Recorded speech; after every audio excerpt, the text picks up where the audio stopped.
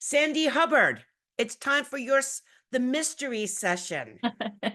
This really is a mystery session. I said, Sandy, should I prepare anything? She's like, no, I'm going to ask you questions. I'm like, oh, there's a twist. What was the title of your presentation? It's not in front of me. Well, it's basically about empowering yourself through being authentic on social media. Mhm. And I think, when you look at this, I hope people attended all day because every session really built on the previous one. So many things, so many ideas circled around. One of them being true to yourself, um, being confident, um, developing a voice and using it. And and so, today we haven't really talked about social media. And I think there's no doubt that as a professional tool, social media is beneficial. Um, but the distinction that I see with a lot of this, and myself included sometimes, is, we're busy, we're distracted. We have social media platforms where we're authentic in that we feel free to just say whatever. It might be on our personal Facebook or our Instagram. But in professional settings, which is where I think it's very important to develop an authentic voice, we tend to be a little bit, I would use the word sterile. So I would never accuse you, Deborah, of being sterile, but I think in general, like I say, people are busy. They want to show that they're out there and supporting their network and so forth. So they'll like things and they'll make a kind of a neutral comment or they'll post something from their company. And they do it very, professionally, but there's not much to it. There's not much personality. There's certainly nothing that indicates what kind of person they are or how I could get to know them better, or is this a person I would potentially want to work with or refer business to or meet up with at a conference. So I think it's one thing to just say, hey, be more confident and empower yourself and get out there on social media. Sure, that's great. But from a strategic standpoint, really what we're looking at is, if you need to develop confidence, I'll talk about some of those things in a minute. But basically just saying, we, as we talked about all day, we can expand our comfort zone. We can show more of our true selves and our true voices.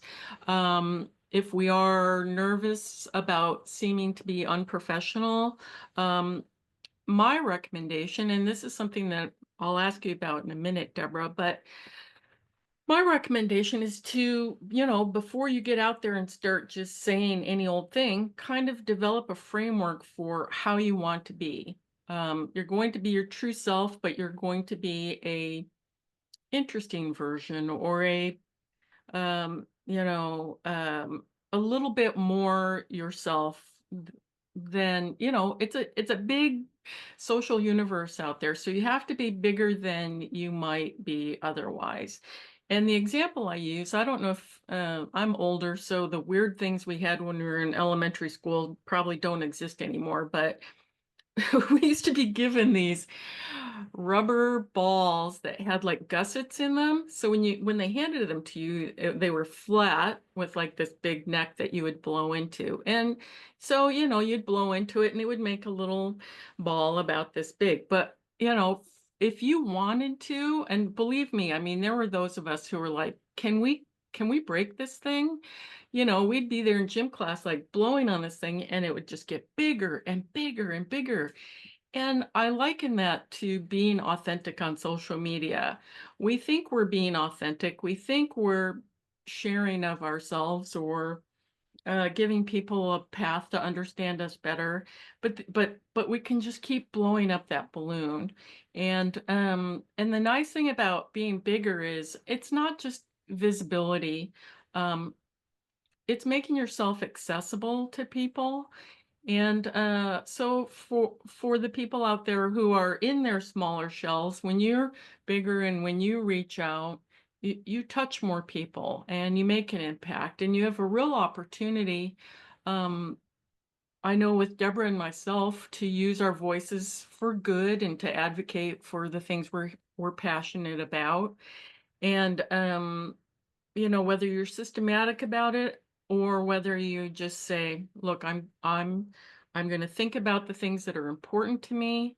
I'm going to think about the things that are quirky about me. That's one of the things I think is fun about being authentic. Think about why people like me and the kind of people who are attracted to me and enjoy laughing with me and speaking with me. And, whether you write those things down or you just think about it, you're kind of framing how you're going to be out there. And then again, like that balloon, just amplify it a little bit more. And, one of the things that it does, I think it takes practice because again, how you perceive yourself, you're like, oh my gosh, I feel like I'm on stage. But this is what I want to talk about with Deborah. 13 years ago or 15 years ago, whenever it was that we joined Print Chat, and the entity that was running it at the time asked both Deborah and I to guest host frequently. The more they were like, wow, this is a big duty. Would you guys do this? And ultimately, Deborah took it over and I became her sidekick, and now I run it. But at the time, I think for me especially, participating in online chats where goodness, it especially with print chat, if you didn't have a good idea of how you wanted to be in the chat, and what your boundaries were and what you enjoyed sharing about yourself and what you didn't want to share about yourself. If you were sitting there thinking that chat was gone, I mean, we had hundreds of participants. We made millions of impressions with each chat. The people involved were and are like super quick. So you would think of something, someone had already typed it, someone else was already laughing at it or commenting on it. So you had no time to be self-conscious or overthink anything. So it really made, for me, I made the decision, like, I'm not going to name my kids. It's not my place to talk about them online. So that's my boundary. I'm not going to talk about my health because I'm paranoid about insurance companies. So, you kind of just develop, okay, here's what I'm going to talk about, but you're gonna see the real Sandy. And Deborah and I, we were talking about this the other day. When people meet us at events or trade shows or conferences or whatever, people always say, "Oh my gosh, you're exactly like what I thought you would be." And that's an honor to be told that. So so again, I mean, I think people understand social media is a benefit and can advance your career and is a great tool. I think people think they're maybe being authentic and could be more so with, thinking about it and pushing the limits. Um, and so I guess for you, Deborah, I've two questions. One is, do you have any, I wouldn't say regrets, but is there anything you would have done differently or sooner in developing your online authentic voice? And then the second thing I'd love to dig into, and I can riff about this even more, but how can our Girls Who Print members and people who are interested help develop their authentic voice both within the LinkedIn group and within the membership portal. So I want to be sure that those places are opportunities for people to, test themselves, expand their comfort zone, and feel safe, obviously. So those are my questions for you. Okay, well, the answer to the first question, if I have any regrets, it would probably be that I didn't focus as much on video and YouTube as I did on Twitter and LinkedIn. And that's only because now YouTube is the second largest search engine in the world. And had I been there as early as I was on Twitter and LinkedIn, I would probably have a pretty significant audience over there. But I was never really the video person. And that was honestly because I came from advertising agencies where I was a production person, which meant I was behind the scenes, wasn't supposed to be in front of the scenes. You don't always want this in front of the scenes, and so that would be a missed opportunity. But I will say that I never went back and tried to do anything about it because honestly, the ship had sailed. And I was like, you know what? The people who make videos enjoy your videos. I will support your videos. I will share your videos. I will be part of your videos, but I'm going to leave that to you. And I'm going to take ownership of the other channels, which I ended up doing. As far as what can people do to start developing their authentic voice and support each other? When I first started out online with everybody else, the social channels had just started. It took somebody 3 times to explain to me what a hashtag was. I was like, what are you talking about? That thing on the phone?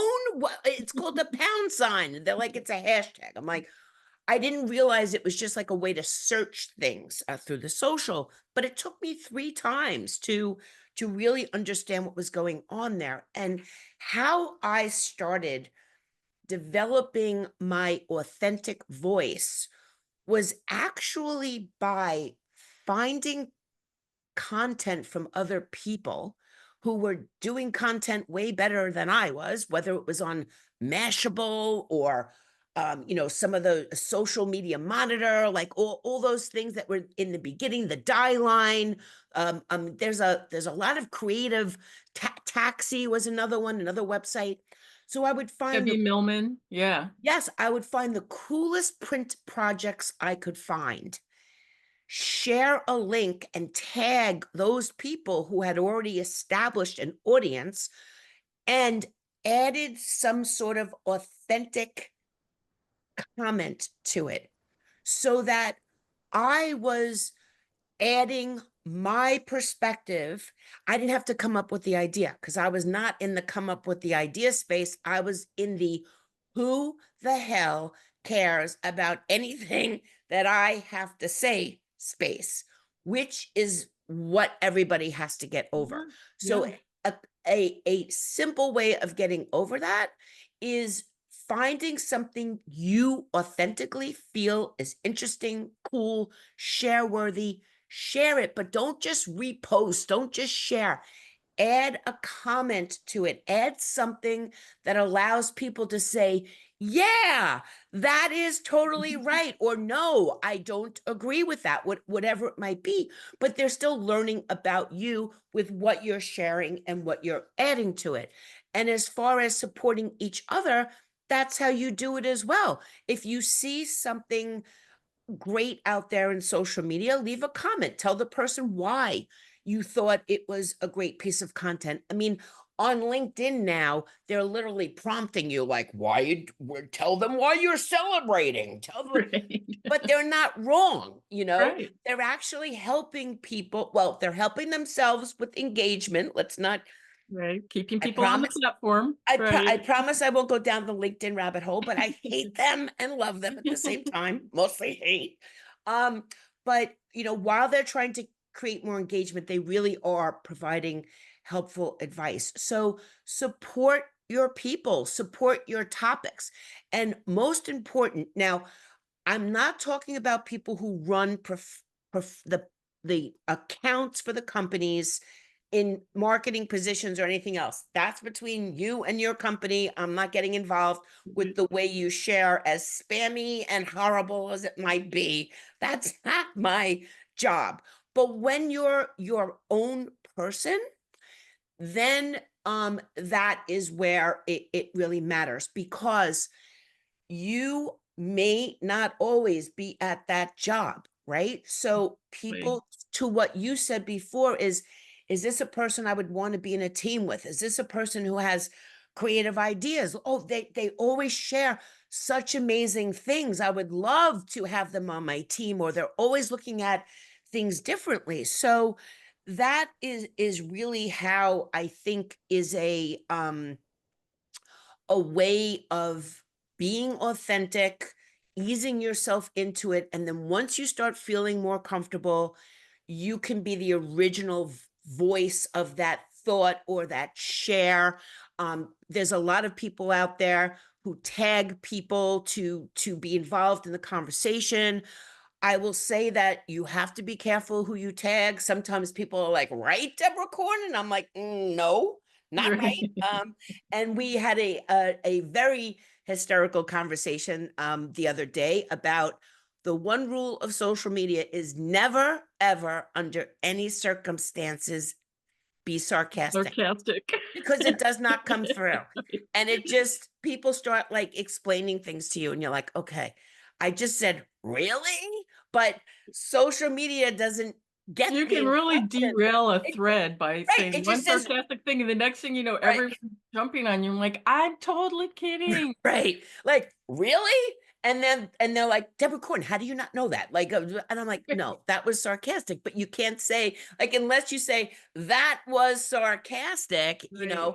and then once you have to do that, what is the point, right? So, that was a long rambling answer, but I hope that it did, Yeah, help no, some people out there. I mean, and that's really kind of the whole process, which is, if you're committed to being more authentic, I think posting more is a good place to start because you start getting that feedback. What are people responding to? What do they like about you? What personal things, or not personal, but how's that engage? What does that engagement look like? And then, as you expand your comfort zone, or maybe choose more interesting vocabulary or a more interesting way of phrasing something or asking a question, which Deborah's always good at that. It's like, get people involved in this conversation. Don't just spout off. And then, you circling back to the whole concept of empowerment, but really like that, posting more, feeling more confident, getting real life feedback so that you can keep developing your authentic voice and then using it to make impact. And maybe that's not your goal necessarily, but it's certainly from a career perspective, and we've talked today a lot about the strategy of being the CEO of your career. And I mean, you just can't deny that social media is a powerful tool. So if you want to make an impact, or if you want to expand your connections to people who maybe are active, and so you're going to be able to scale your connections more effectively, or meet people. I think it was Suchi. I can't remember. Someone was talking about expand your connections beyond your industry, because you never know where you're going to have to pivot to, or where those outside connections might become useful. And again, being authentic, when you have to pivot and it's like, oh, I was this person over here and now I'm going to be this person over here. Oh, believe me, the internet has a long memory. So if you're inauthentic, or you're fake, or you're inconsistent, or whatever, I mean, people notice those things. So again, just kind of working out, how do I want to be? What's the long view of my career? If I intend to be a manager or an owner or work with teams or whatever, there's bridges that you don't necessarily want to burn at this point in your life.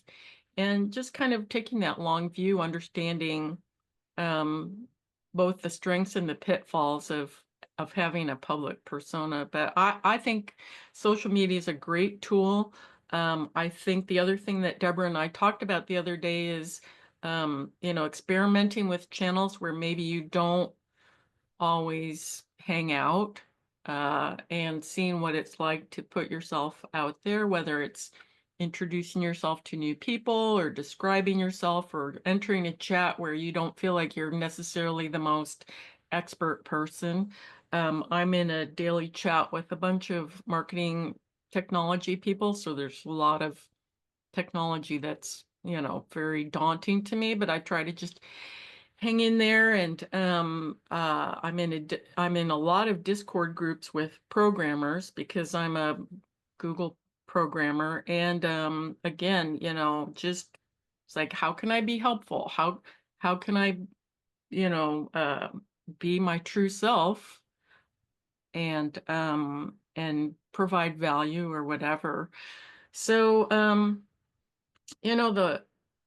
the last thing I want to say, I was reading a great article last night. It was they were interviewing women leaders in the restaurant industry, and you wouldn't think the restaurant industry would be similar to printing, but it is in a lot of ways because it's not like there's a glass ceiling, but just traditionally, if you're going to be a restaurant manager or restaurant owner, unless like say your parents own the restaurant, well, it's becomes more male prevalent the higher you get in the hierarchy.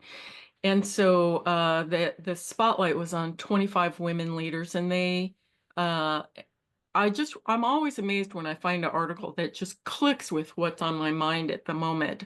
But these women all had just such poetic things to say about their success, finding your voice, not being afraid to use it, uh, deciding where you want to make impact, um, trusting yourself, knowing that your perspective is valuable, being intentional.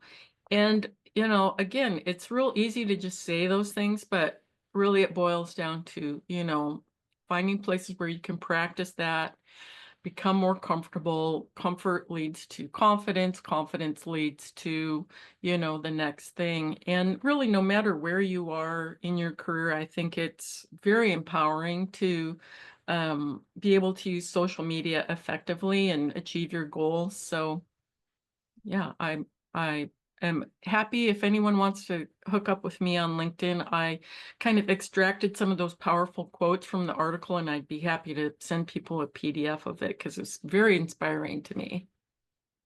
I want to address some of the things that you said, if I may. Yeah.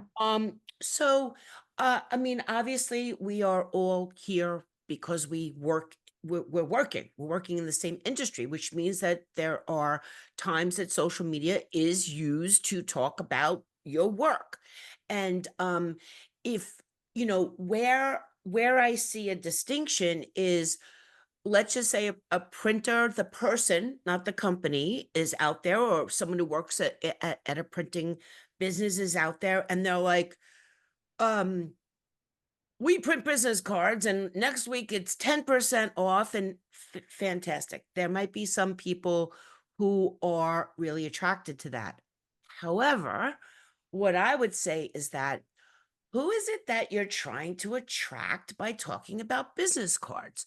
Are you trying to attract the designers to design cool business cards and maybe use more of your capabilities, like double-sided printing, like embellishments, anything like that, digital marketing, if you have the QR code?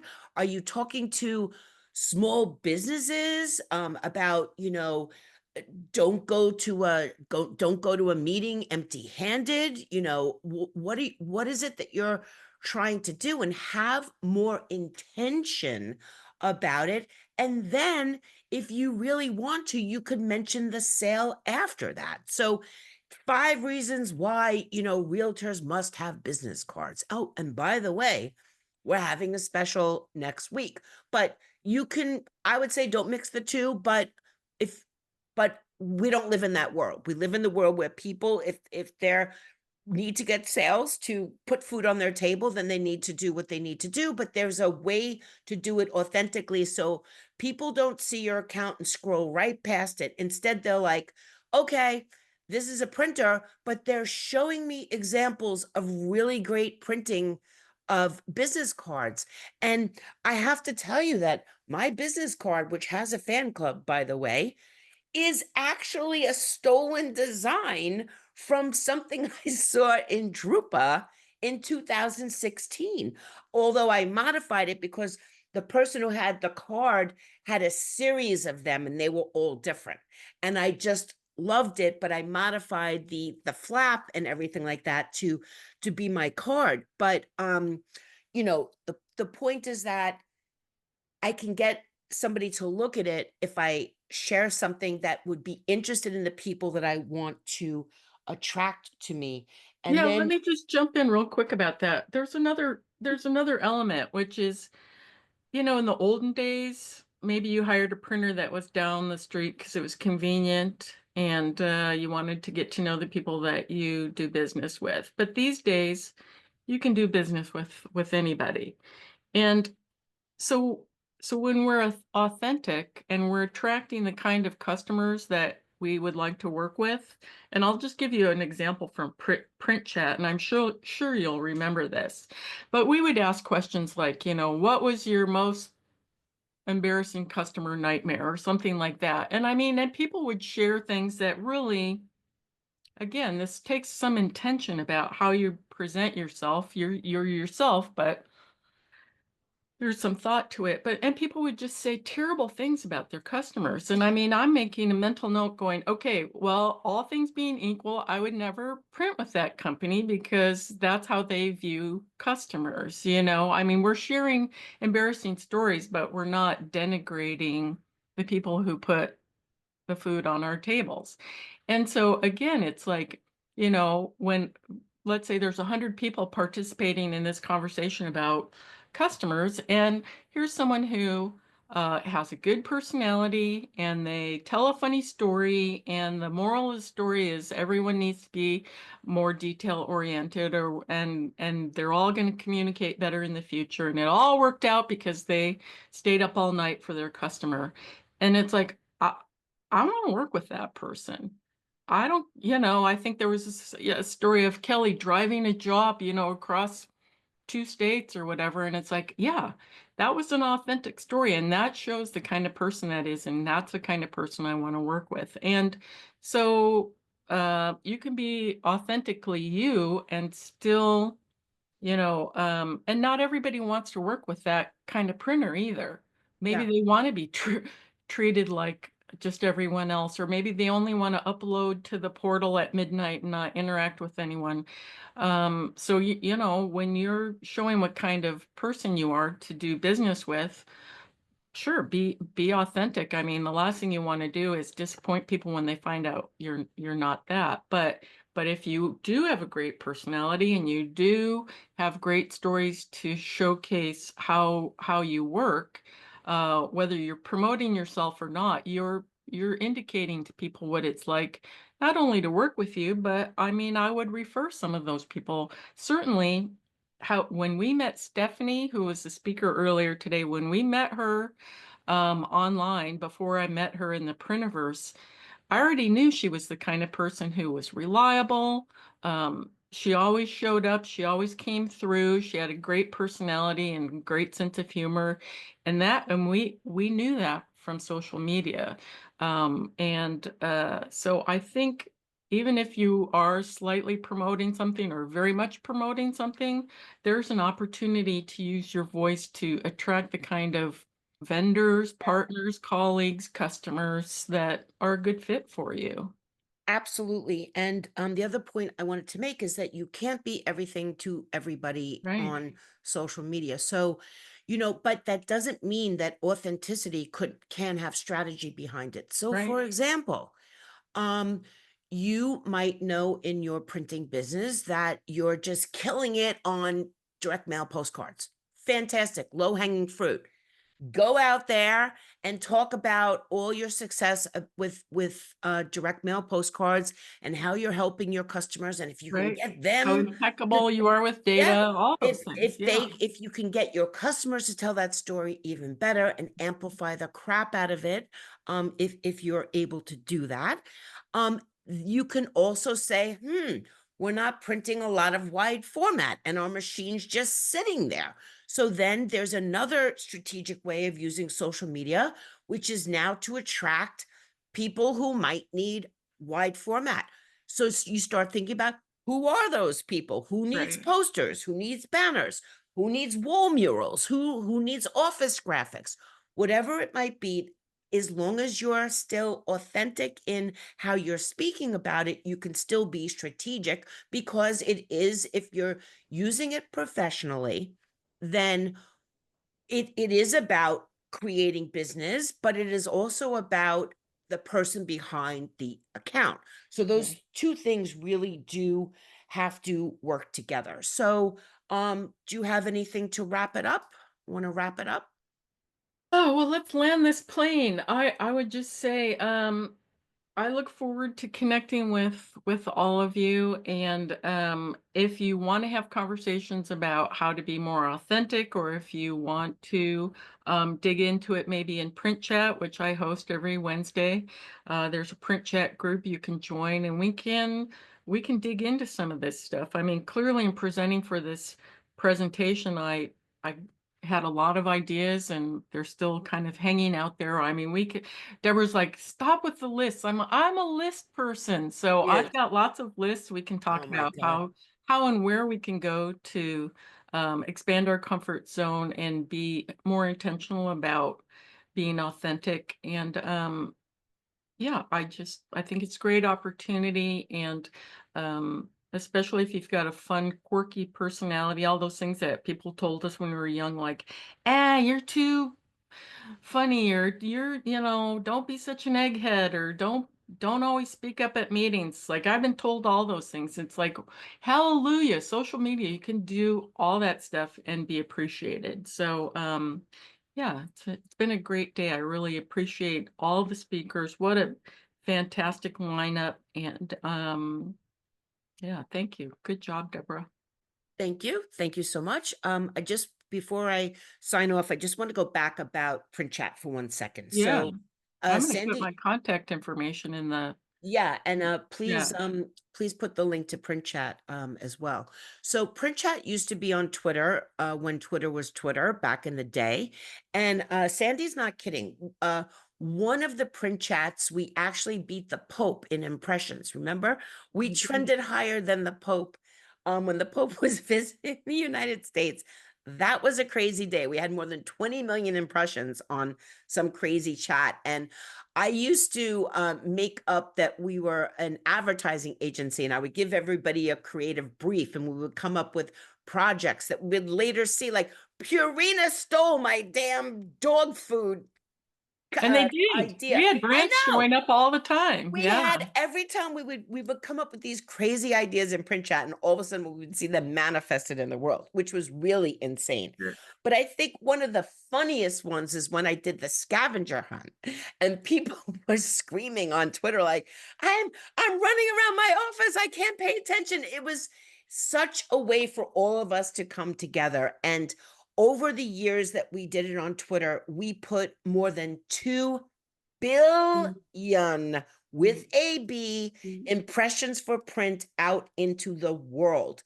And then social media started taking a little turn, especially on Twitter. And we decided to move it off of there and put it into LinkedIn, where it could be more controlled. But print chat was always on a Wednesday. It remains on a Wednesday. That's why International Print Day is on a Wednesday, because it was born out of print chat. So I highly encourage everybody. Did you stick a link for print chat in there? I did. Yep. Great. I highly encourage everybody to join that group, participate in the chats. They, even though Sandy posts a new question on Wednesdays, they're all up there for you to chime in on, and it is a great conversation. Anytime. It's still attracting great people. So thank you so much for continuing to run that, while I have turned my focus to Girls Who Print and the podcasts, Project Peacock, and things of that nature. And to everybody who joined us today, whether you were a speaker, whether you were an attendee, whether you were a sponsor who supported this event and made it available to everybody, thank you so much for your time, for your attention. Happy International Women's Day. And until next time, everybody, empower along and prosper.